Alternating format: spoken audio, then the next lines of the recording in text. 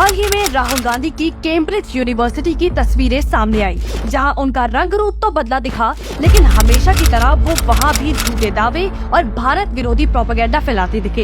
एक विदेशी मंच से राहुल गांधी अमेरिका या चीन की तारीफ करना नहीं भूले, लेकिन क्या आपने उन्हें भारत की कोविड वैक्सीन की सफलता पर बात करते सुना? युद्ध और महामारी के बावजूद विकसित होते भारत के बारे में क्या उन्होंने कोई बात कही? डिजिटल पेमेंट में भारत रिकॉर्ड पर आ रहा है, क्या राहुल गांधी ने ये बताया?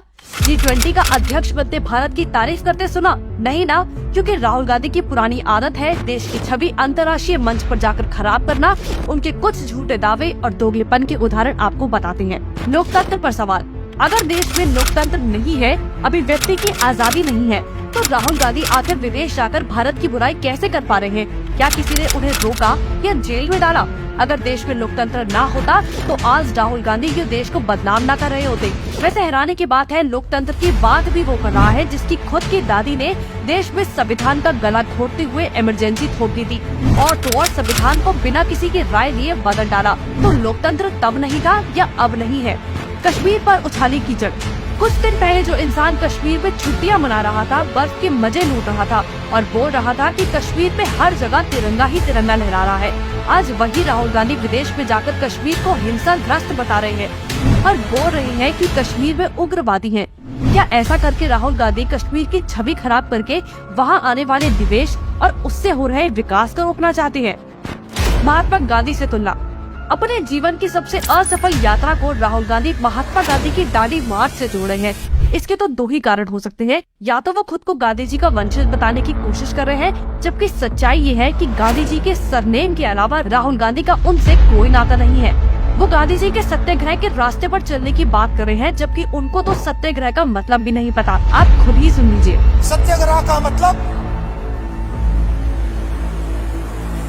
सत्ता के रास्ते को कभी मत छोड़ो। रोजगार पर छूट। राहुल गांधी ने कहा कि देश में रोजगार नहीं है, जबकि उन्हें विदेशी मंच से ये बताना चाहिए था कि केंद्र सरकार की PLI योजना की वजह से अकेले एप्पल ने 1 लाख रोजगार पैदा किए हैं। उन्हें भारत की तारीफ करते हुए ये नहीं बोलना चाहिए था कि भारत सिर्फ देश ही नहीं, UK अमेरिका के लोगों को भी रोजगार दे रहा है और वहाँ के PM और राष्ट्रपति भारत का शुक्रिया करते नहीं थक रहे। लेकिन राहुल गांधी को देश विरोधी एजेंडा चलाना था, तभी भारत समर्थित एक शब्द मुंह से नहीं निकाला। विक्टिम कार्ड खेलने की कोशिश। लोगों से झूठ के दम पर सिंपैथी लेने का काम राहुल गांधी बहुत पहले से कर रहे हैं, लेकिन कैम्ब्रिज में जाकर उनका कहना था कि उन पर आपराधिक मामले थोपे जा रहे हैं, जबकि उन पर मामले थोपे नहीं बल्कि भ्रष्टाचार के आरोपों के तहत कानूनी कार्रवाई की जा रही है। भारत की एकता पर सवाल। राहुल गांधी ने एक बार फिर भारत को राज्यों का संगठन बताया। क्या राहुल गांधी भारत को एक देश नहीं मानते? क्या उनका ये दावा भारत की एकता के खिलाफ नहीं है? तो आखिर जो भारत को एक देश नहीं मानता, उसे हम अपना प्रधानमंत्री बनाने की सोच भी कैसे सकते हैं?